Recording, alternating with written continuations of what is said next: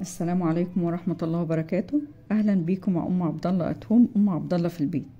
والنهارده هعمل لكم الكبده الاسكندراني بطريقه ما شفتهاش قبل كده واحلى من المطاعم بكتير. واذا عجبكم الفيديو ما تنسوش الاشتراك في القناه وتفعيل جرس الاشعارات ولايك وشير مع غيركم عشان الكل يستفيد. ندخل على المقادير على طول. نص كيلو كبده شرايح سواء بلدي او مجمده، والكبده مش بتتغسل حتى لو مجمده، بسيبها تصفي الدم اللي فيها وبعد كده بشتغل بيها. فلفل بلدي احمر واخضر حامي او بارد زي ما تحبي، ملح، كمون، فلفل اسود، ربع معلقه جنزبيل، ربع معلقه قرفه، توم، حبه طماطم مبشوره، بصل شرايح. نحط التوم في الكبه ونضربه ضربتين، بعد كده نحط الفلفل ونضربه ضربتين، مش بنعمه خالص.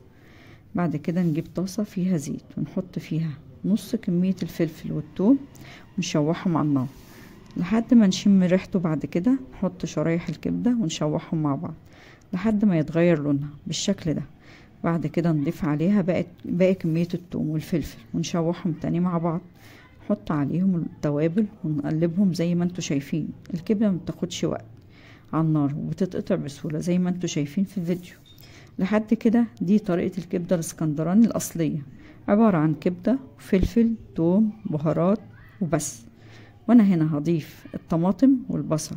الطماطم بتشيل زفارة الكبدة والبصل بيدي طعم حكاية للكبدة. نشوحهم حلو مع بعض لحد البصل ما تستوي، بعد كده نشيلهم من على النار وهتاكلوا احلى كبدة اسكندراني من الاخر. وبكده نكون خلصنا فيديو النهاردة، واشوفكم في فيديو جديد ان شاء الله.